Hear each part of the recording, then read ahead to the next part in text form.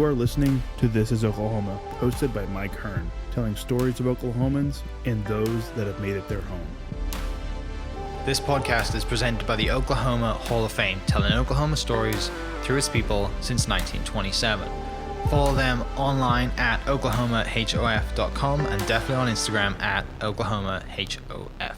Let's get into today's episode. What's up, guys? Welcome back to another episode of This is Oklahoma. Mike Hearn here, your host, back with another episode in Oklahoma City today to talk to you about plastic. It will be interesting, I promise. Sharina Perry's with me from Utopia Plastix, and I mean, just fascinating business. And I heard you speak at the Downtown Club and just said, wow, we've got to hear more of this story. So thank you so much for coming down. I'm really excited to dive into that story and how it comes around and how you know, your company is based in Oklahoma City and of all the cities in the States. I'm excited to find out why Oklahoma City and the farms that you have here and stuff like that. But before we get into all that stuff, tell me a little bit about you. Where'd you grow up, born and raised, and kind of what was your interest as a young age? Well, I was born and raised in Hobbs, New Mexico. We moved to Oklahoma when I was 14. My dad worked for Texaco, and so he came here. His job transferred him here, and subsequently I spent high school, college, and started my career in entrepreneurship here in Oklahoma. Yeah. And so when you come here at 14, was it, oh, I got to move, Dad's moving again, or was it kind of, oh, I'm excited, this is something new? That was the first time that we had moved. I think at 14 to move is a challenge in and of itself. I think just as a teenager, you're really coming in to know who you are to a degree. And moving to Oklahoma was very different because we moved here, and for a period of time we lived in Maysville for that summer, and that was a complete culture shock from what we were used to. Yeah. And at the end of that summer, we ended up moving to Norman, and that's essentially where we stayed. There appeared to be more diversity, even though it was still very different from what we knew in New Mexico. It was more diverse than Maysville. So coming here then, so you moved to Norman is obviously a little different from growing up in New Mexico. And Hobbs, New Mexico specifically is not a very big town. Most people, like my experience, is driving through it, right? That's a lot of people's experience. But so you were around kind of the oil field industry growing up and were very familiar with the oil field industry because of Dad's work for Texaco. Yeah, my dad was actually involved in safety, and he worked just outside of Hobbs at a plant called Buckeye. And I think my dad had actually, from the time he came out of Vietnam, worked for Texaco. So that was all we knew, was that our dad, he didn't actually work out necessarily in the field. He worked at the plant itself and being over safety.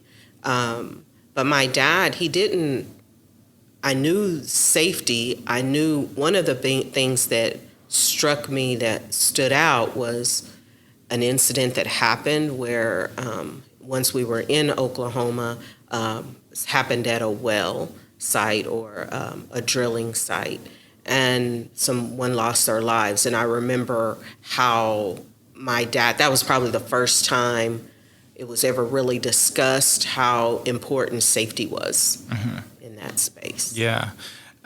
So you go to high school then, middle school, high school in Norman. Did you go to university in Norman as well, or did you go out of state? Yes, I went to Oklahoma, OU.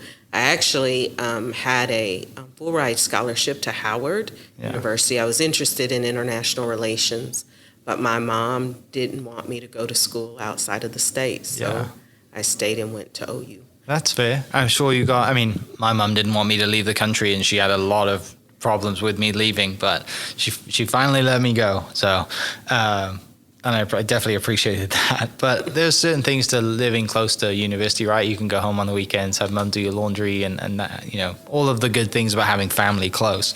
What was your interest then in high school? Like, do you know in high school I'm going to go to university to do a certain subject? I was interested in international relations. Okay. And there wasn't a program at OU around that.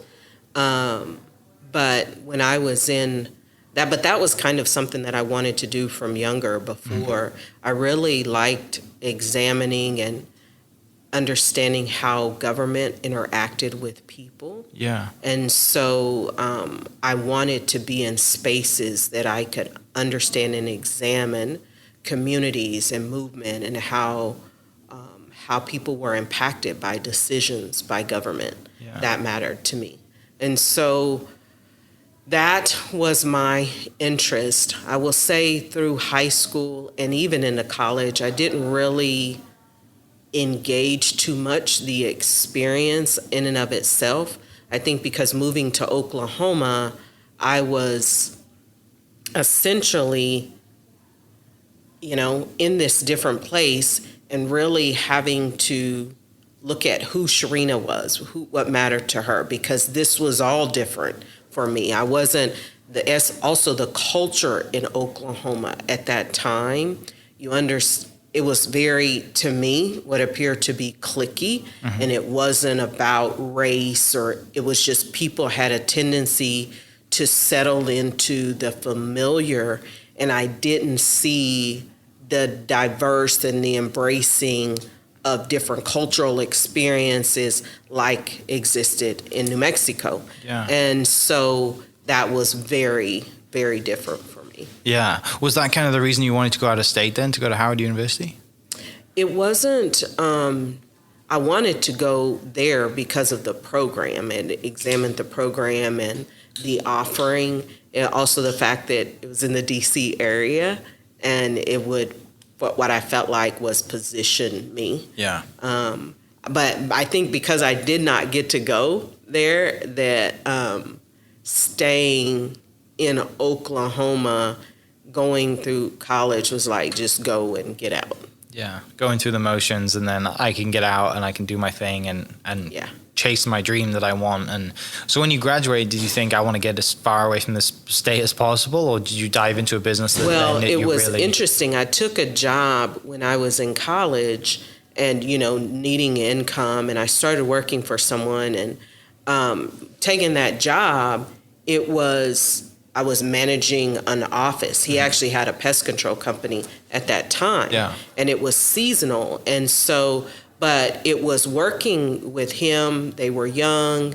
He kind of liked business ideas. We would talk about different business ideas. It was there that I understood that I had the ability to kind of create these things by paying attention to what was happening. So I worked with him then to take his seasonal business to a year-round business and develop a company and a model that actually helped change the positioning of their lives, him and his family. And so doing that, walking through that process and developing the model really helped me see a lot of things. And then as a result of working with him, we went through so many different things. We tapped into so many different industries. He'd come in with this new idea, and it kind of became this thing that I would say he has the Midas touch, but I turn it to gold. So he throws an idea out there, I build the infrastructure and systems around it, and ultimately that led to a pretty good relationship and what it gave me for access to people. Yeah. But when I was in, I went through Tomorrow's Leaders program when I was in mid-high. And so that gave me the opportunity to see, in that I shadowed someone with a bank. So as they were going through a merger and acquisition. And so that gave me another exposure. And it ultimately led to this thing where I wanted to touch as many things as possible. And in college, I remember thinking how great it would be to work for a temp agency. And I asked the temp agency then, please put me in as many different jobs as possible. And I don't want to spend more than a week there. But when I would go to work for the temp agency or go to work for the entity the temp agency sent me to, they would ultimately ask me to become an employee. And I realized that I had skills that companies could quickly identify that they would want in a worker. And that, to me, kind of drove me even more. So I developed this thing. If I like anything long enough past a year, then I'm likely going to stick to it because it's piqued or caught my interest. Yeah. And that's the kind of the model I adapted That's into. fascinating because there's so much education in just like, I mean, I wish just what you've said there, I wish every kid in school could do that, right? Because kids go to school, they have no idea what they want to do. I mean, they might be 30 years old and they still don't know what they want to do, and then they're stuck and they have kids and then they're in a job they don't like. By doing that, like you said, you figure out so many different things and you learn so much. And because I gather your love is infrastructure and systems, not generally entrepreneurship. It's the systems around business that really make you tick.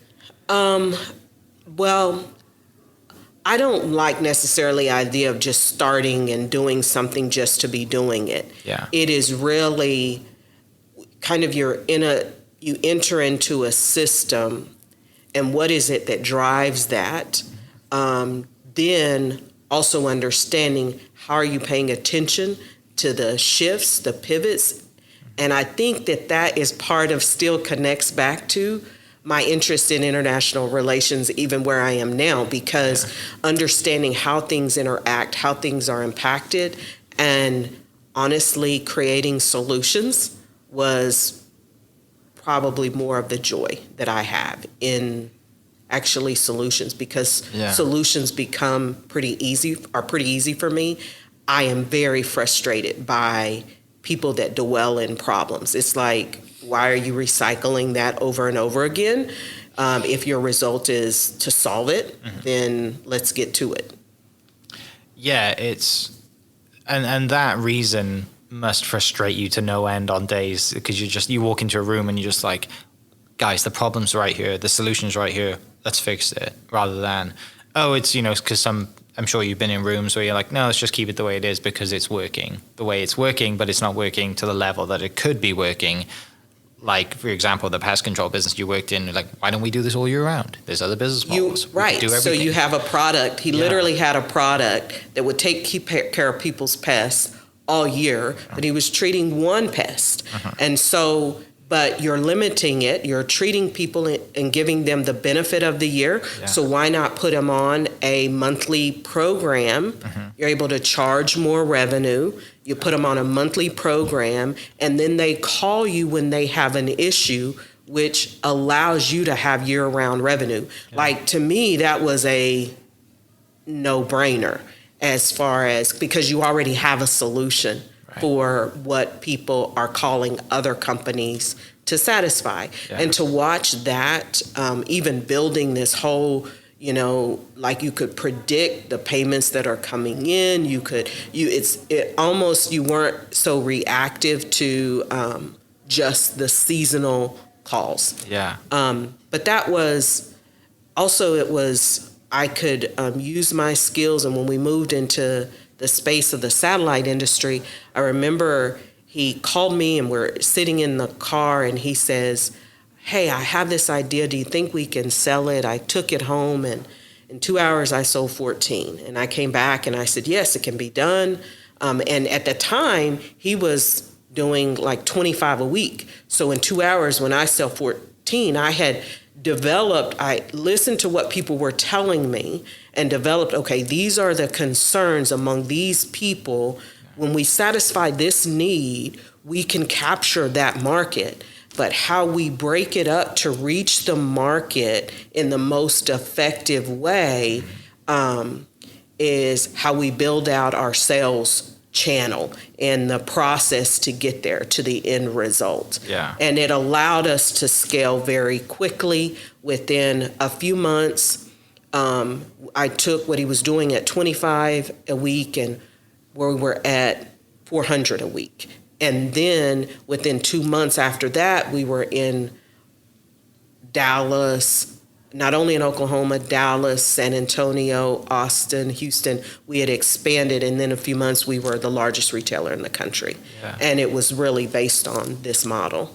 By just figuring out how to, this is what people need. These are all the items and the ingredients. How do we make the pie and make sure that everyone else wants a bite of it because it's exactly what they need and solves all their problems? Right. And then the thing about that, though, a lot of times what people don't do is they get in that and they see the success of that thing that's occurring right now, and they don't think about, well, they think about it running out, but they don't think about the need to pivot. So when you hear, as a business owner, when you hear people calling you saying, asking if you have something, then that tells you that's the demand. When you hear it, that is a demand building and creating. And when you identify there's not a solution in the market for that right now, the reason people are calling, asking it, because that when people call and ask, that means they haven't found, right? So now you can create the solution for the market, and your audience is going to come to you. Yeah. Which is what we did with Utopia. Yeah. So all of this time, like, you know, you've clearly figured out what you want to do, and you go through the temp stage, and you obviously find a place where you stay out for a year, and then this is what happens. You start satellite industry, for a perfect example. When do you get tired of working for somebody else and think, I'm doing this for somebody else, I could go out and work for myself and make a greater impact? Like, how does that come around? So my launch into entrepreneurship really wasn't by choice. I actually saw myself as the person behind the scenes making it happen. There is a sense of security that comes with working for someone, but the reality is when you work for someone that is kind of that entrepreneur, constantly always wanting to do something, maybe there's not as much security as you think. And for me, I thought if I worked harder, that it would create this longevity. And so the owner that I worked for at that time had kind of gotten his wealth position to where he wanted. And one day he came in and said, I'm done. Yeah. He really didn't see the industry pivoting. And that left a lot of people without jobs.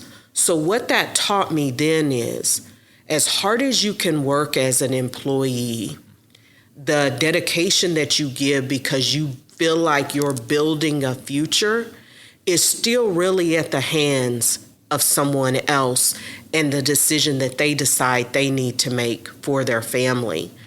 So there was a lesson learned then. And in that was probably one of the biggest challenges and lessons, but I took it on to try to do it and start the business myself. And then one day I had a friend that came to me and that said, what would it take really for you to expand it and do it on your own? I watched you, essentially the person watched me build it, but that person also knew how to do good business. I had actually worked for him when I was in college. He owned a hearing aid center, and he would tell me that he really had seen no one like me.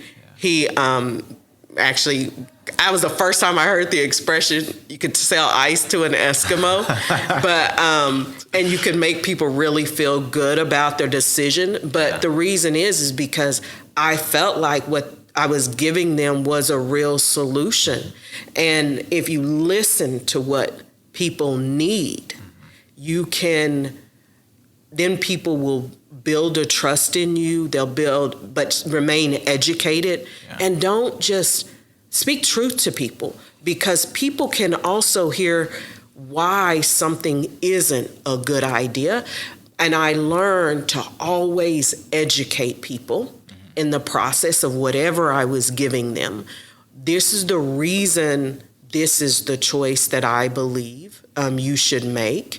And be willing to also say if what you have is good enough and you feel like it is a solution, you don't have to talk about and broadcast the negatives of someone else if there's true value in what you have to offer. Yeah, because I think probably, and you probably look at businesses all across the world now and just think, if only they educated their customers, because that's probably one of the biggest reasons that people don't buy a product, is like lack of education. They're uncertain, like, I'll just choose this one instead, because somebody said, I had a recommendation saying it was better, but it wasn't, because the company doesn't educate you and tell you the main reasons why. I understand that people are reactive. Yeah. I mean, for the most part, people want people to bring a solution to them, or they're reactive at the point where they have no other choice, right? To be in a position where you're proactive, especially the industry that we're in, it requires often some proactive. There's a challenge there at times, but I do feel like that I'm in a position to educate people, but I want to be a good steward of that. Sometimes the process can be frustrating. It can be frustrating to people who just want an end result. Yeah. It could be frustrating to people for different reasons. But I learned to appreciate the process, but also what I'm learning through the process of the education. Yeah.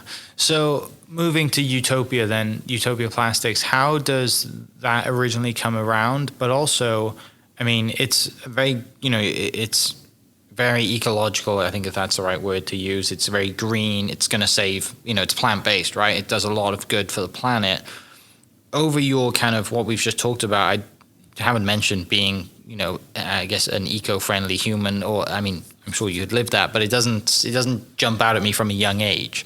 So how do we kind of transition into, I love making an impact, I love making a difference, that also ties into saving the planet, and then starting a Utopia Plastix business? So when I was younger, Utopia was the world I created. So Utopia was really imagining if we did things God's way. I think that was why the international relations. It was how do we fix things? How do we make sure people are not hungry? And I know as a child, world problems, if you have a heart, are a big deal. And I can even see that today when I'm able to meet young people, to be in a room, to have young people talk about what concerns them. It is always bigger than themselves. I mean, they may be with their parents, they want this individual thing, but when they're in a group and really speaking to what matters to them, it's bigger. So I think there's something in us as young people that cares, and the systems we start to move into as we encounter certain things put us into these boxes. And so then we learn to operate in that box and come into conflict with certain things.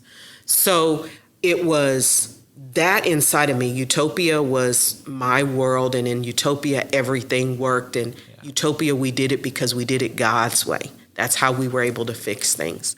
So fast forward to this. My nephew was diagnosed with neurofibromatosis 2. I've shared that. And that took me to start studying plant material. Okay. And it was a studying of plant material as a solution for tumors that opened my eyes and broadened my lens to see plants.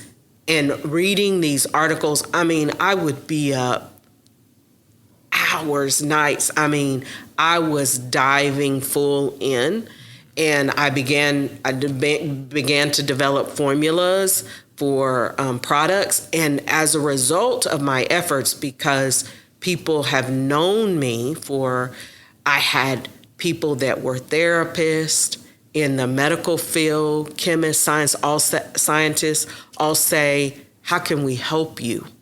I even had one person that was, when I started looking at what products would work as far as different things, he said, well, why don't you do some thermal imaging and come in and I'll put these products and compare them so you could actually see what would work. So that was the first time I'm literally seeing inflammation reduced in the body.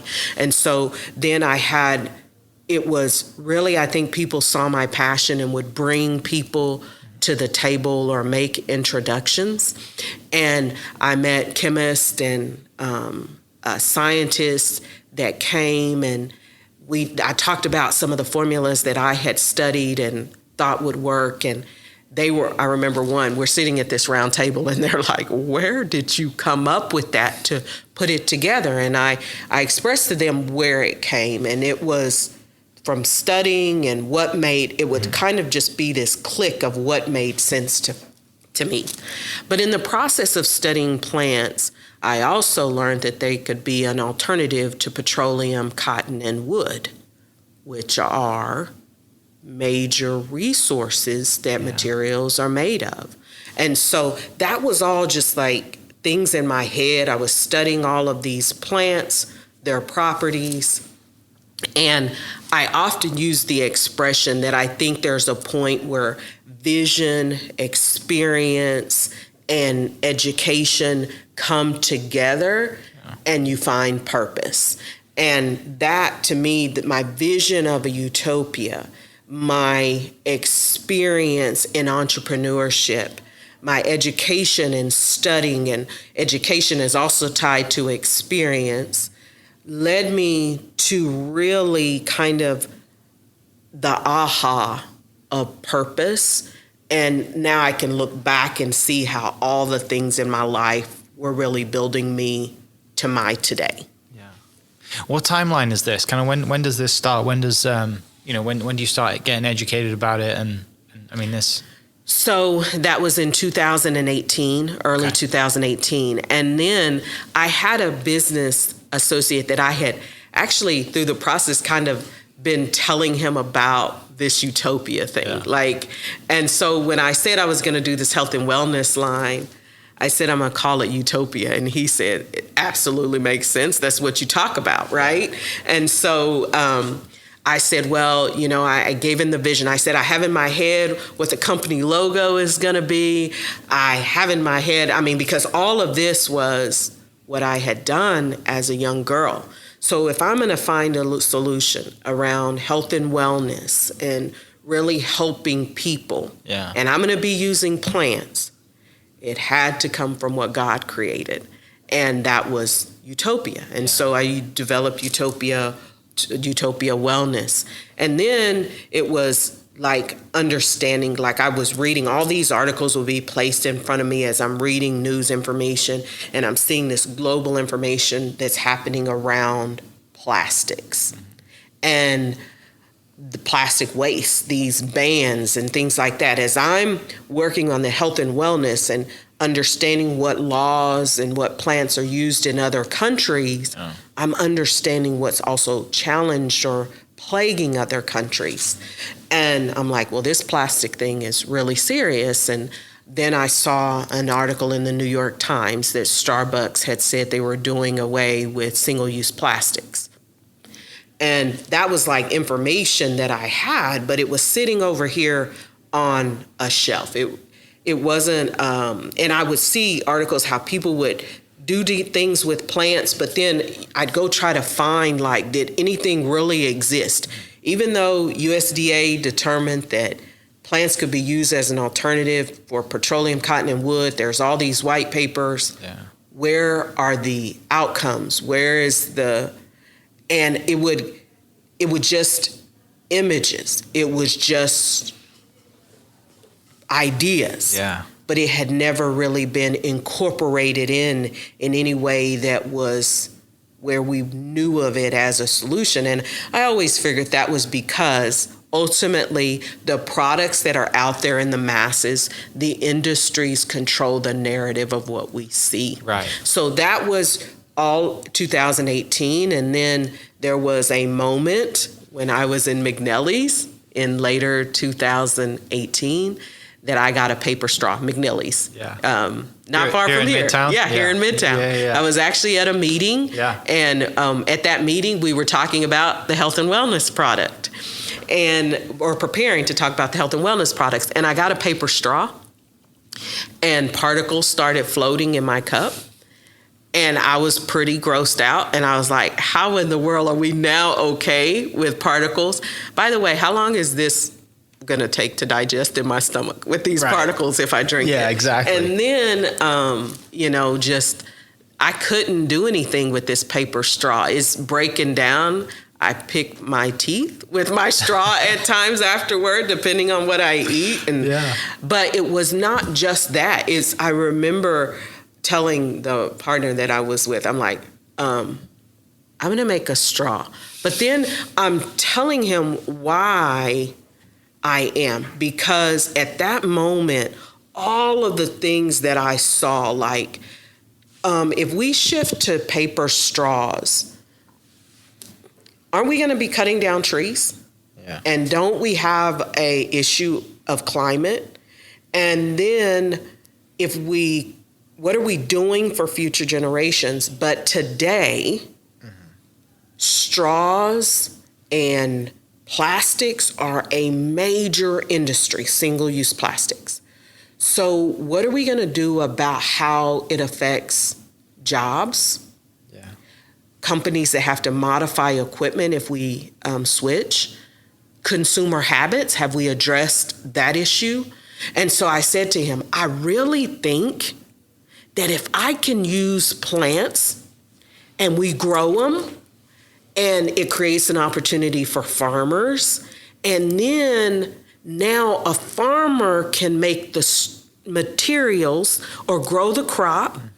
Manufacturers would use that, then the same process, just like you're making, at that time I said paper, and they could use it and we could get a straw. And we don't have to cut down trees. Okay, so that'll work for the paper company, but what about the plastic? So if I could figure out how to use this as a plastic, then we could create the same solution. So I'm gonna make a straw in my kitchen. I make a straw. And well, actually I said I'll make a straw. And I remember him laughing, like, how?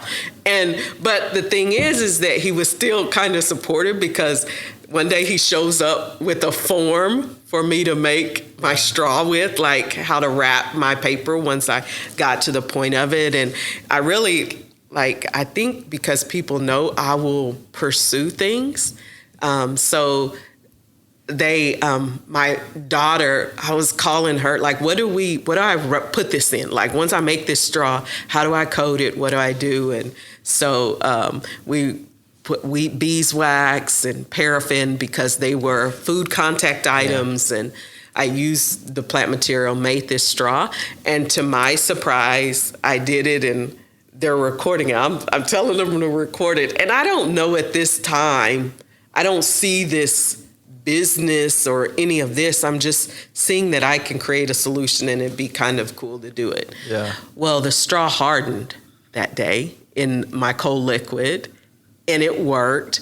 And then when it hardened, I took it over to my pot of beeswax and I boiled it, and I got it up to 340 degrees and the straw didn't break down. And I was like, wow, this really works. Yeah. So I remember that night, I spent the rest of that evening sitting at my kitchen table.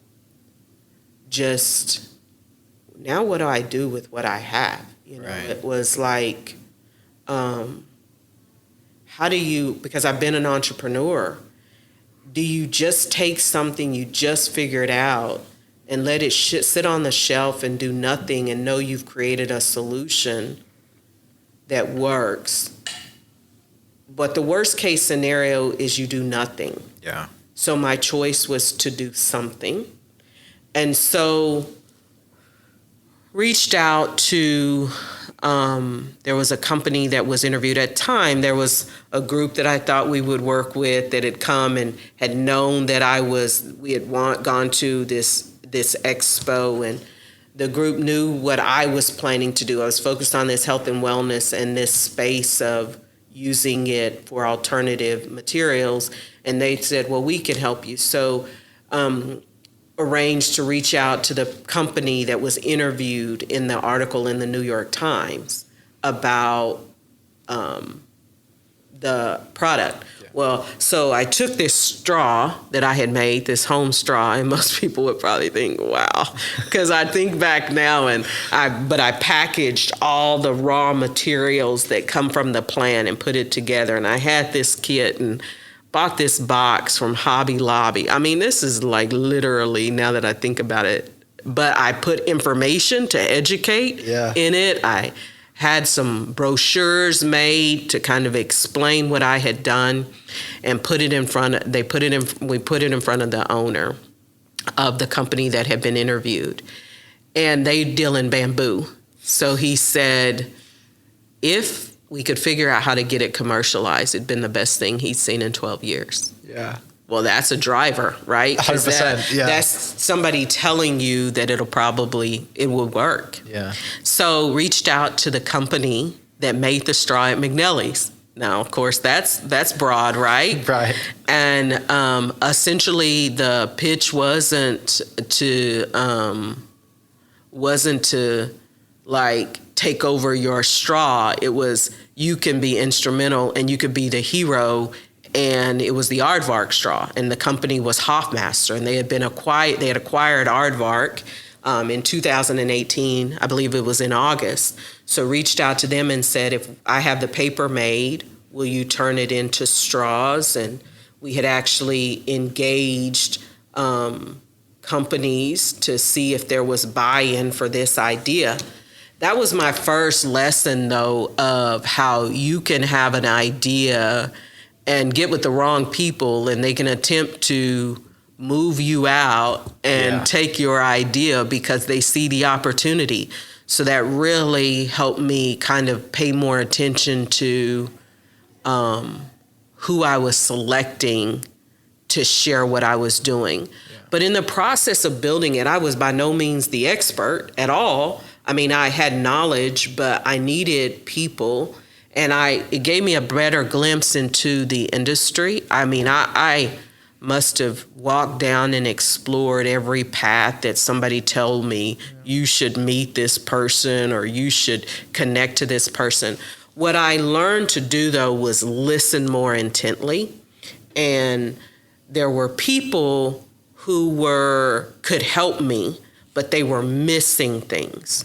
So I developed a strategy, which I had done for my other business before, to go help people find what they needed, find what somebody needed, bring it back to them so they can give you what you needed. Those were mutually beneficial relationships. And so I did a lot of that. And I got deemed the circle back game was strong. And I tell people that my circle back game is strong. I may engage you now and say, this is what I need. This is what I'm planning to do so I can get information that's needed. And then I'm going to come back to you once I get there.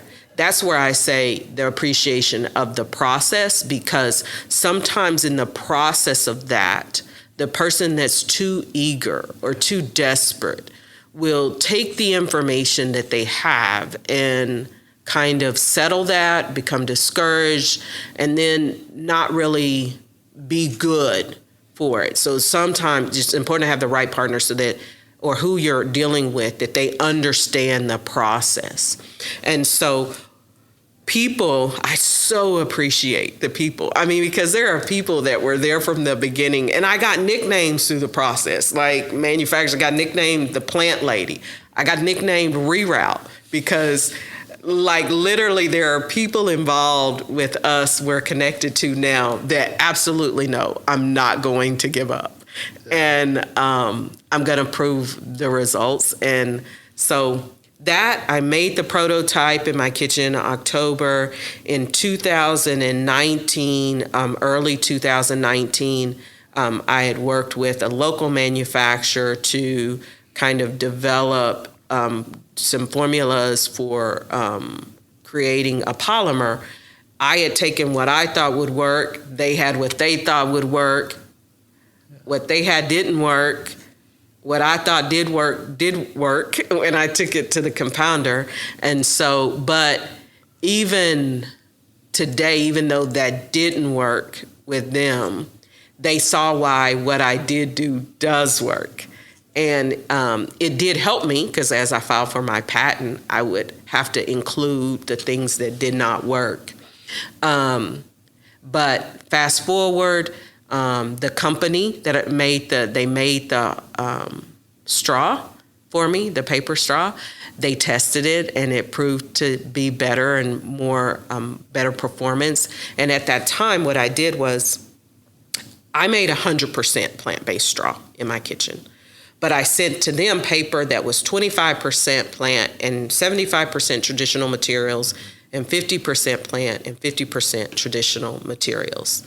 Because I wanted to see at what point you could combine these materials and alter the properties, if it would alter the properties in any way. Yeah. So I was taking a risk a little bit in doing that, but you kind of have to, because whenever you introduce something new into a space that's been around as long as plastics, cost is a huge factor. Right. That plastics was a higher cost based on the income and based on economics then, and over time, price is driven down as demand increases, supply increases, it drives down the price.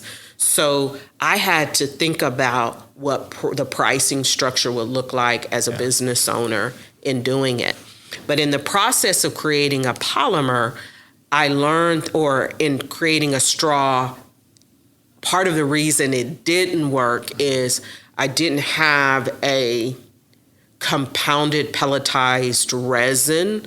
I had the materials, but I needed a stable pelletized resin that to create it. And I knew that I would get there at one point. So here I'm trying to press, making this straw, but realizing God saw something different, and I give that to God because I saw us pelletizing, but I didn't see it later down the road. But the need to get it pelletized opened us up to being able to use what we had done, not only in straws, but now I had this pelletized compounded resin and a powder formula that could be used in any application. Literally traditional polymers like are to used. Make the mic stand that's in front of us. That's exactly right. Anything. So anything. Yeah. And that was what had not occurred with using plant material. Yeah. Plant material has been used in creating polymers, but more so in injection mold, and it's been in low plant loads. So basically a biocomposite where you're combining it and you're altering some of the properties and strengthen it. Yeah. Most commonly automobile companies were using it, BMW, Mercedes in their auto parts. They're using different plant materials, but not really advertising that they were using these fibers to enhance it. So as alternatives were coming out to plastics, there was a look at plants, but there were, I think what many were focused on was how do you alter the plant to still make it into a polymer? Yeah. That's not what, I guess not having a background in chemistry and engineering, I'm not looking at how to alter it. I'm not looking at breaking molecular structure. Yeah. I'm looking at how do we use the structure of what exists and then to create it based on what it has. And so as a result, fast forward in 2020, early 2020, and believe me, there were times, there was one time in particular, I thought I had it all done and we were excited and we went to a manufacturer and we used it in, we had the compounded material, I had it, but it didn't work. In fact, it kind of blew up in my face because it was literally popping, moisture exploding, this material is burning. It didn't work.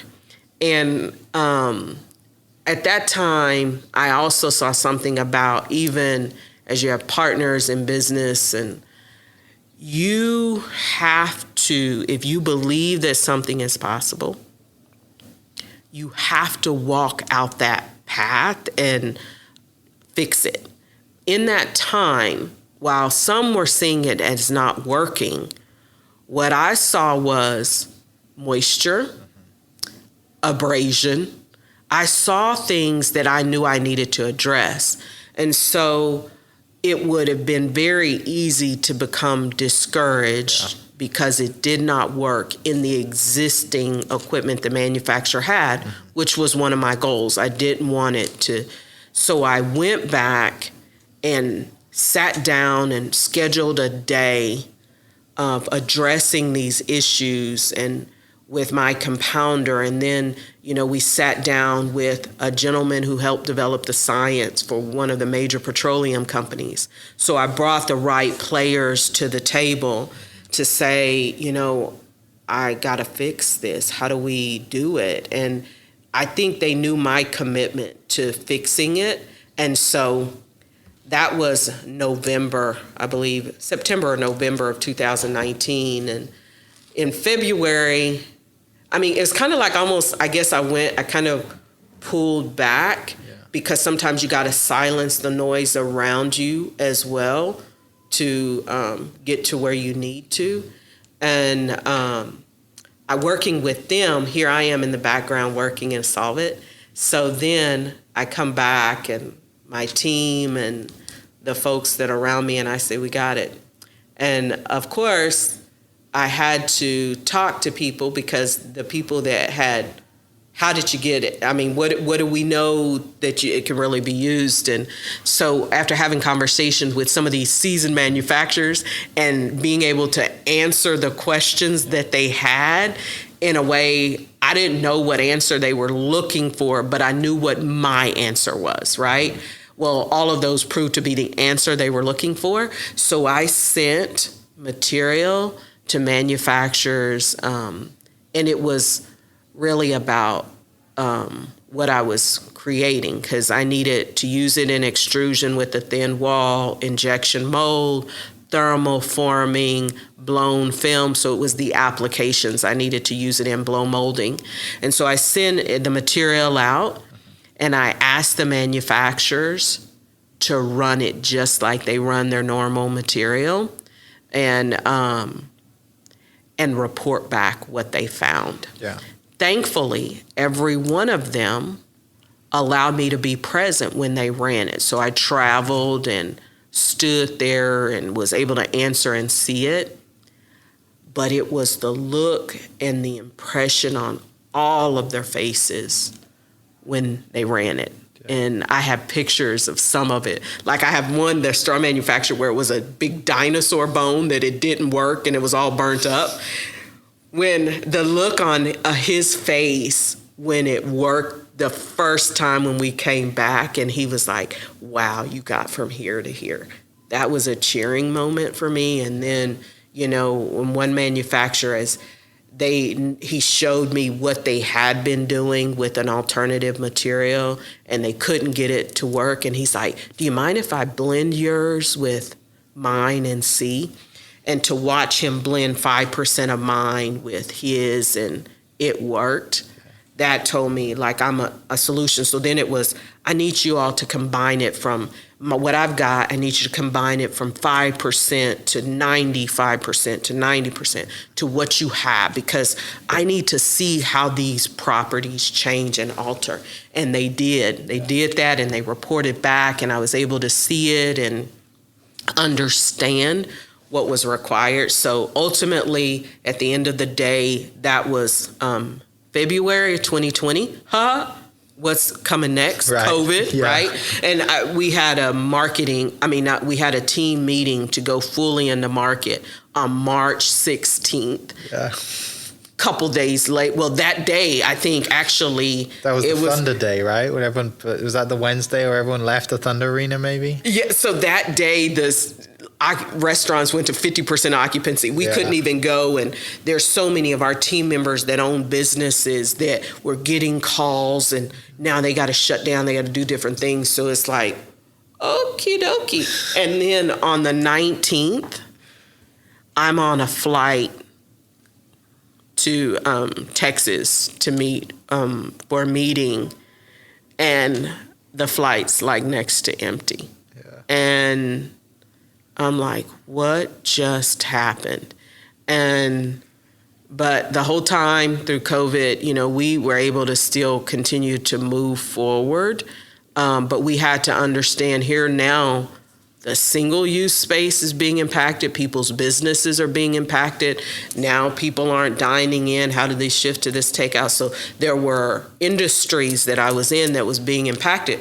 But, you know, it's like I'm still trying to say, well, I have a solution. Right? But so then you have to understand and wait that out. But come August, I sent off the material because I needed to know stabilization report. And so we got our BPI testing done and it was stable. And at that point, I had a commercialized, I remember getting the call, your testing came back, you have a commercialized industrial resin that can be used in the market for all of these applications. Christmas Day. It was amazing. At that point, it was like, but I don't even know that people around, that was kind of like, I had to celebrate that on my own to a degree, or with the few people that were closer in, because I still was watching, while I was celebrating that, so many people's businesses were being impacted and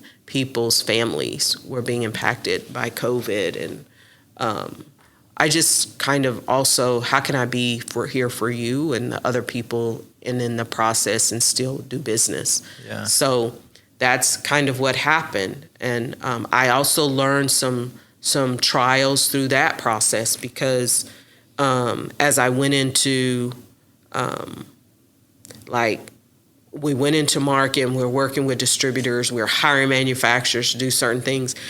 I quickly learned that our narrative could be our distributor's narrative. Right. So if our distributor operates in a box of single-use plastics, you become known as the single-use plastics company, and we were way broader than that. So even as we launched in the market, I had to, even though this was a great opportunity, I was seeing some headaches and some challenges of growth and stability there. So we had to pull back and re-examine the right path into market to be exactly who we were, who the right client was, how we would approach them, or how we would satisfy their needs, but also kind of weed out in the process those who were just here to find out what we had done, because remember, that's what I had dealt with years ago. And then those who really were seeking a solution. Yeah. And honestly, some of those were big players. Yeah. I had to say no. Yes, you're in a world-changing business now, right? It hasn't just gone from being in Oklahoma City. This has gone to changing the world and the way the world looks at making plastic. Mm-hmm. And everything we look at is plastic. And then, you talk about disrupting the petroleum industry, which, you're talking about maybe starting world wars if that stuff goes off, right? Because we're at that scale of industry. And I can, back to what you said earlier about, we're only told what they want us to hear. That's fact, because it controls their income and their industry, and they might not have an industry if something like this pops up. I say this because most people, I am disruptive. Yeah. But I'm not destructive, because I also understand the benefit of plastics. Right. So remember when I said I came to create a solution? Uh-huh. I didn't come into this space to beat up on plastics. Remember also I said I had examined how you can combine materials and impact the outcome. So my IP isn't only creating a polymer with a high plant load, it's also an IP to be able to combine it with traditional fossil fuel polymers and make them eco-friendly. Yeah. So I can turn a non-recyclable plastic petroleum into 100% recyclable. I can make it degradable. I can make it compostable without leaving behind the harmful impacts from what I've done. It's why it was a new technology, new discovery in what we were able to do. And it was examining and understanding the properties. So I don't get probably the negative feedback that people think. The other thing about how people can control your narrative, for instance, in the space when we're talking about sustainable materials and what we do with materials, examining what's happening around the world. Like one company may be focused on, we want to reduce our carbon footprint. Another one may be, we want biodegradation. Another one may be, we only want recyclable. There's all these sustainable, because they're basing it on what they are familiar with or what they know. Yeah. Ours was broad, so we couldn't go into this box of, we're just going to advertise biodegradation, or we're going to advertise only recyclability. We are all of these things. And if you, I had one distributor that really pressed that they wanted me to be anti-plastic because their campaign was anti-plastic. that would exclude, and it wouldn't be a solution for the plastic companies who needed a solution, which is ultimately who are creating the issue, right? We're a consumer. The reason plastic companies are able to produce their products is because we are consuming them. So we have to decide, how are we collectively going to create these solutions? I, as a consumer, had a solution and could enter and have now entered in the space of plastics along there with the manufacturers. And in the space of compounded resins, I can now work in both, And so for me, I was the solution. Remember also what I said about in the beginning, there's all these things about jobs and whether the cost is to modify the equipment. I didn't want a plastic manufacturer to have to modify their equipment. I didn't want people to lose jobs. But I'm going to tell you what this has done. It's created more expanded opportunity. It's caused us to rethink how we use our natural resources, and it's broadened the lens. And if I've been able to work with inventors now as they're working through the process of developing it, I've been able to have where global companies are introducing our material as their solution. I have been able to really see even how in our model, how we addressed it and how we chose to go into the market, how people are learning from that and seeing why the model we have works. I mean, I built a Utopia model along with building businesses to control my supply chain. And I don't think there's a better time than for Utopia right now. And we are what continues to be on our horizon and what I see. I don't get so anxious about it because I see, I see where plastics is today. And, I'm where I am today. So I can see when I look at a plastic bottle, when I look at this bottle of water, when I look at in this room, I know Utopia will be a household name and Utopia's materials will be used, and that as people expand and create new solutions, that they're going to green technology is here to stay and it's advancing. I'm eager to watch it as really we get back to imagining kind of if we did it God's way, if we use the natural resources and we're good stewards. That's such an exciting, it's exciting and frustrating sometimes, right? Because you've got to have a lot of patience because you have the keys to the toy chest, right? You're like, these are all the products that we can make. We just need someone, a few yes or no's, and we're making every plastic bottle, or we're making every. When you did the talk with the downtown club, you had the plastic bags, and then you had the. Everybody uses to-go knife and forks, everybody. I don't think anyone cares if it's brown or black, the color of it, right? Because the ones they were darker color, weren't they? And no one's gonna care, are they? No. They're just gonna, but a business is gonna be.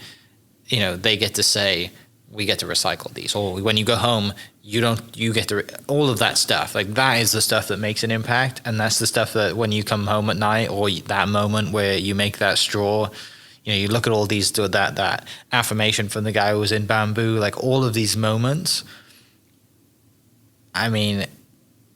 Even just sit alone at night and just smile. You have so much gratitude from all those moments. I'm smiling right now. Yeah, because this is and long after we're gone, this is still going to be here, right? Yeah. This is your legacy. Utopia is your legacy, and future generations, 5-6 generations down the line, they're going to point to you and be like, if they even don't point to me, I'm okay, right? Because if they don't know who you are, when people do. It's a huge impact. Always say I'm watching God because I'm paying attention to how things move and shift. And this really, Utopia was never about Sharina. It was about imagining if we did it God's way. I'm grateful that God chose to allow me to be the voice.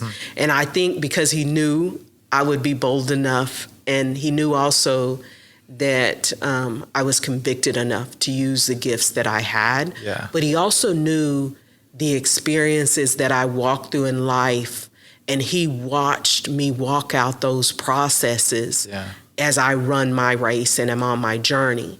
And so when I look back and smile and I shared yesterday that one of my, in which it really was, I had to learn to, I pause, and I am in such gratitude. But I remember in March, I'm in Chicago at the Inspired Home Show, which is the largest global houseware show, and all these manufacturers come in to introduce their products.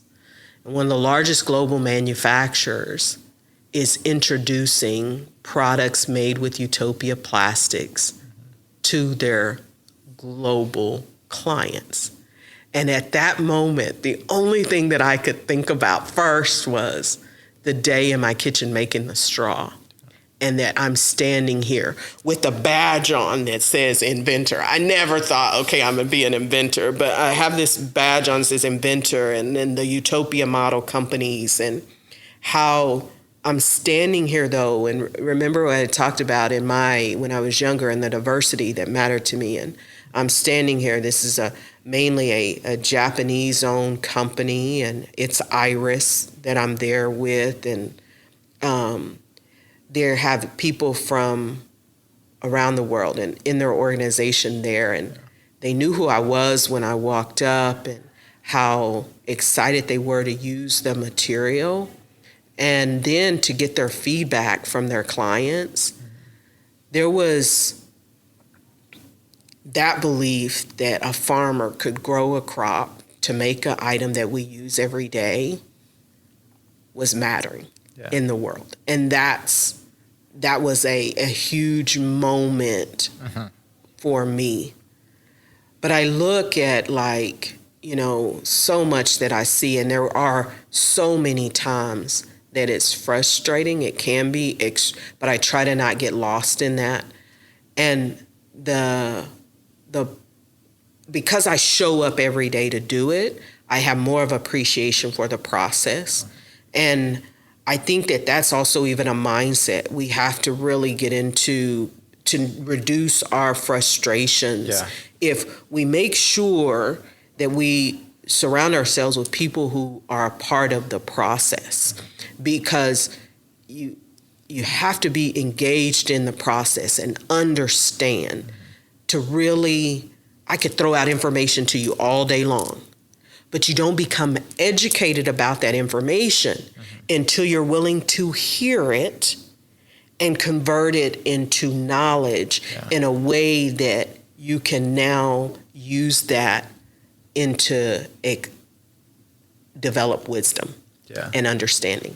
And so I really, I think I'd really work to avoid distractions. And I sometimes sit back and I'm just like, the task is big, but so was it for everyone who made a global impact, so. Yeah, and to that point, I know we've talked a while about, the business. I don't want to miss out the fact of how important this is to the farmers and agriculture as well, right? Because that's a massive industry, and, the fact that they can grow this crops and it can be used literally forever and not have to worry. You can have a farm out there that just grows this crop and sustain themselves, right? They don't have to. I mean, we've all heard the horror stories when it's freezing cold in Oklahoma and they're out trying to break ice in the troughs and all that stuff. Like, farming is not an easy business to be in. No, it's not. And so the crops that we use remove heavy metals from the soil, add nutrients in the soil, absorb carbon. They don't require pesticides. They're low maintenance. They're easy to grow. So we're using crops that do good for the land. But in the model, when we're talking about farmers being included, I saw an opportunity for not only agriculture or farming to be able to participate, but there's this disparities for equity. I also know a lot of people with land. Let's say even for Oklahoma, when we're talking about minorities, at one point, Oklahoma had the largest amount of land ownership by African Americans in the country. Yeah. And how quickly that reduced. And understanding too, Oklahoma had Black Wall Street. And how did a lot of these things get built? It was from their understanding of the land and agriculture, making products. The government was a major buyer of some of the wealth, essentially, that grew. And some of these industries, they learned to sell these crops to industries and make revenue. And so to watch being in a state where there was such an impact to now the state with the most number of small businesses, a true spirit of entrepreneurship, yet so many people were struggling. And what if now you create an opportunity, and at one point there were 52 Black towns even. And so my narrative isn't just around the minority element, but I could create an equity that looked more like the population because I controlled the part of the industry or business that this was. So if I'm buying the crop, I'm providing the seed and buying the crop from the farmer for my client and my business, then I'm controlling that and continue to create the opportunity. But farming doesn't only create opportunity for themselves and a generational opportunity for their family. Farmers tend to spend money in their local communities, which, if there's economic growth in those areas, you can now have money pouring into communities and perhaps develop them in ways to grow that. Yeah. And so that's now true sustainability. People use the word and throw the word sustainable out there all the time. True sustainability is how does what I am doing as a business impact and actually add value to the environment, society, and our economy. If it doesn't actually add value to it, and we're just saying we're reducing the amount of materials that we use, we're still consuming more than we're adding value to. So my goal was to be truly sustainable in adding value to the space that I'm in. Hence the tagline for Utopia. We don't create problems as we solve them.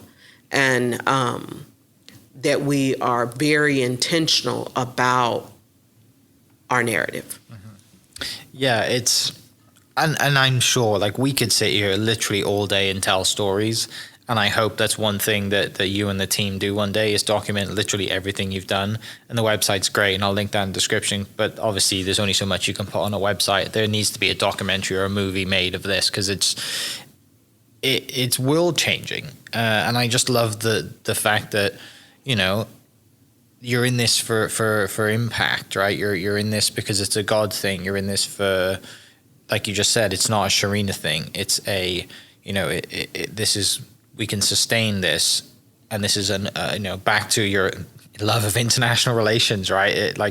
This is bringing everybody together. When you're at that trade show and you've got an inventor badge on, and people are coming up to you, and you've got people from all around the world that they're using or potentially using this product. It's fascinating. I have so many questions, but I know we don't have much time. One of the things I do want to touch on, though, is the journey, right? It's only, relatively short amount of time, 2018 to now, and how much you've grown and how much you haven't given up in that period. Back to kind of the industry and the naysayers or people going against you, what's some of the most powerful rooms you've been in? And kind of what gives you that, I'm not going to cuss on the podcast, but that chip on your shoulder that's I know what I'm doing. I'm going to show you how it's done, regardless if I'm a woman, regardless if I'm an African-American woman, all of these stereotypes that are going against you from if somebody saw a picture of you. but you're there, and you're like, I've just made this straw in my kitchen, but now, 4 years later, you are highly respected in this industry. You've had many awards, but like we got super excited 5 minutes ago, this is just the beginning.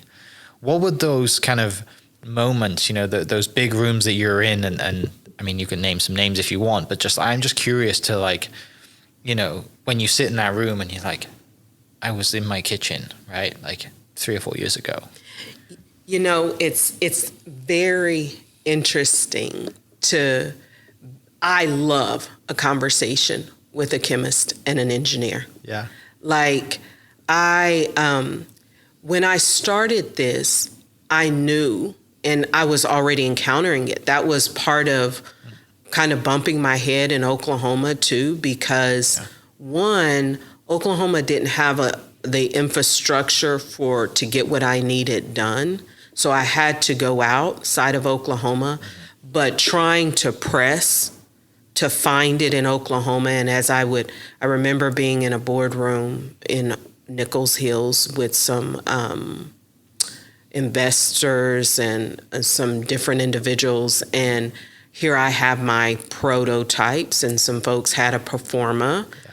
But because of who they were, what they saw more value there. It was helping me see that stereotypes, prejudice, and biases were real. Mm-hmm. But remember, my career, I was in the cable and internet space as a government prime contractor. Yeah. I was the only African-American woman in the space in a male-dominated industry. I had already gone through the challenge as a teenager of coming into a new environment. Do you think I was scared of how people would see me or perceive me?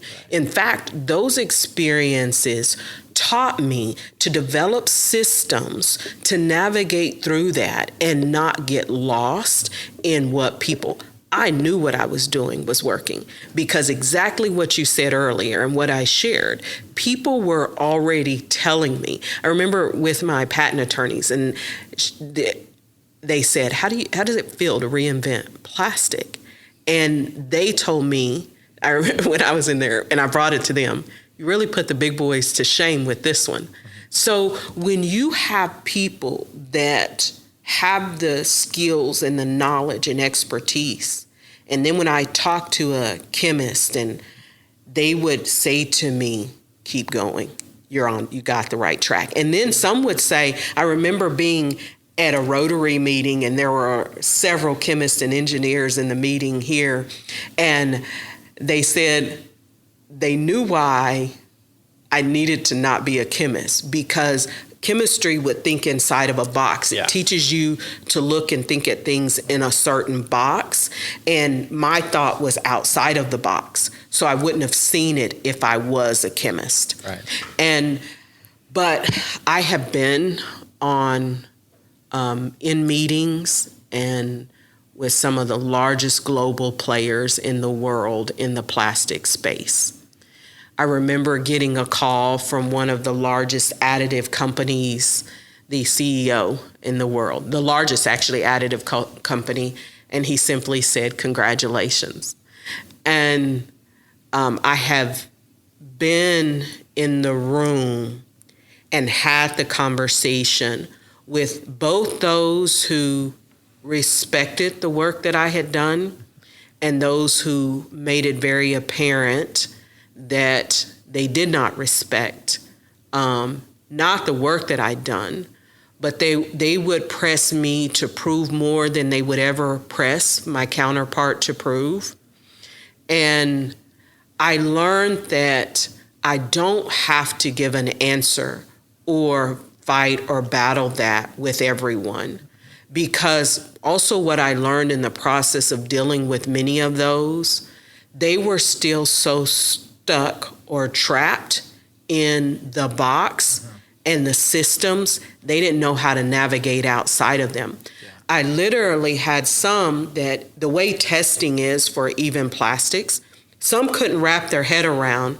I had literally trademarked, this is the reality, Utopia Plastix has its own lane and definition of what it is. It is not plastic. So if you don't understand that Utopia Plastix is not plastic, you will never think outside of the box. Right. So what I am saying to you is, I created a plant-based material that can be used in plastics applications without you modifying your equipment. So I was in meetings where the light bulb went off and they literally said, we now have to rethink how we think about plastics. And I remember someone a long time ago, there's a movie, The Graduate, and he says in it, son, I have one word for you for the future. There's going to be a lot of money in it. And he said, plastics. And it was the way he said it. I know he meant plastics, Plastix. So I jokingly say that, and I use that because that was like a foreshadow. Yeah. But that in this space, I learned to look for, and I tell people, even when a manufacturer reaches out to us, if you're spending more time focused on my IP, then you are using my material in your application, you're the wrong partner. You're telling me what you're doing by creating that demand. People that take our material and use it and understand it, it does not. Right. While it performs, it's clearly, I've even had people who, with the naked eye, you could clearly see, but that people will refuse to see it. And I'm like, that tells me a whole lot about a lot of things as well.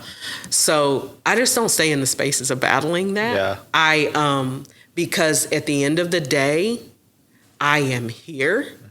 What I have is real. People have followed me. I've shared this journey. If anybody was on my social media, why I think so many people locally or if that were in that, and as it grew, championed for what we were doing, is because they saw the whole process. I openly shared it. I did a lot of things a lot of people didn't. Now, I did create frustration for some people because I chose not to move into the box or say yes to them from their demand because of their entitlement. There is still a fair amount of, whether it's from in the investment world, from I'm a corporation, there's still this thing that people have that sometimes they're just upset that it's not them. Yeah. But you know what? We've always invited people to join us on a journey. But the thing about Utopia and what makes it where everybody is good and everybody is taken care of is because we don't allow that greed, that space of I'm entitled, I should own it. The people that came to me, why are you letting other companies make the materials with your products? You should do that.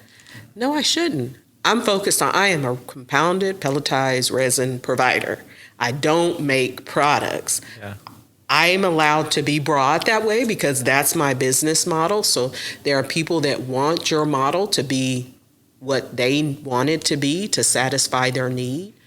So I just look for the right partners. And, I am going to maintain being true to me. And there are people that, sometimes that's the most daunting part is I just try not to focus on them, because at the end of the day, I've always said this, and people that worked for me, life is your race to run. Mm-hmm. The thing about it is you are in your lane. If you focus on the people in the other lanes or that might be in front of you, guess what? You don't see if they're tiring out. If you focus on people behind you or what they're doing, you're going to lose your own wind. I stay focused on Sharina's lane. In the process, you know what? I don't have to beat up on anybody else. I don't have to exploit negatives of anybody, because the value of what I have is in what I have done. This is my race to run, and ultimately all I have to do is endure to the end. Yeah. And that's what I'm going to keep doing, and keep cheering and celebrating on the way and encouraging. This journey is encouraging other people to tap into their why as they're hearing the story and they're walking in the path, and tap into their gifts and creating solutions. It's causing the people who are willing to listen, whether I'm a venture capitalist, whether I'm a CEO, whether I'm a community leader, it's causing them to listen to how they can change and reimagine how things would be to create opportunity for the others as well as for themselves. Yeah. Amazing. I think it's a great way to finish. There's so much value in that. I think we've sat for an hour and 30 minutes. This is one I'm probably going to have to re-listen to multiple times. One thing I'm super excited about, I cannot wait to sit down with you in another 10 years and see how far we've come in 10 years. Because it's going to be probably a similar conversation, but we'll have a lot more stats and real world examples of how far the business has come, and it's a pleasure to have you home based in Oklahoma City. I'm sure you love living here, but for people listening, I will put the links to Utopia Plastix in the description for this podcast. And last question, because I'm just kind of fascinated with stuff that takes you away from the business. Other than what do you do for fun, whenever you do get to a point, and maybe you've had to this point where you think, I'm going to go out and I'm going to treat Sharina, what is the first thing that you go and treat yourself with? Is it a vacation? Is it a watch? Like, I love cars. Is it a car? Like, what is your first, like, you know what, I'm going to treat myself? Things aren't a big deal to me, but I will tell you, some of my partners, when we went into this, I told them they had to buy me some things I would not buy for myself. And so those are pretty big things that I put on them. I'm like, because I'm about to change your life. Yeah. So you're going to thank me for it. Love and that. so we still joke about that and what will happen. But I will say the first thing that I'm going to do is sit. And I'm probably going to go find a space of green and water and just look up to the heavens. Yeah. And thank God, because I've been able to enjoy peace. I've been able to, in this journey, despite the challenges I still can counter daily, I found joy, and I'm just going to thank God for choosing me. Amazing. Thank you so much for your time. Love what you're doing. I love the journey. Love how you got there. Love how fast this has happened in such a short period of time from 2018. But coming from wellness to now, and your tenacity, and just I'm just going to give it a go, and you're going to push through everything. You're not done yet, which that's the thing that I'm excited about, because just sitting down with you, there's so much more to come. And ultimately, I'm going to open health and wellness clinics, Utopia Health and Wellness. Yeah. That's my ultimate. For me personally, I want Utopia Health and Wellness clinics that a person can go in and they have an ailment and they can be treated with a plant solution, and that it gives them the results that I've already seen given. Amazing. Sharina, thank you so much. For people listening, I'll post the links in the website, and we will catch you next episode. Cheers. This podcast is presented by the Oklahoma Hall of Fame, telling Oklahoma stories through its people since 1927. Follow them online at oklahomahof.com, and definitely on Instagram at oklahomahof. Thank you for listening. We are inspired by those around us and hope that you are too. Make sure you subscribe to this podcast on your favorite podcast platform and leave us a review so we can keep telling your stories. For more great Oklahoma content, follow This Is Oklahoma on Facebook and Instagram.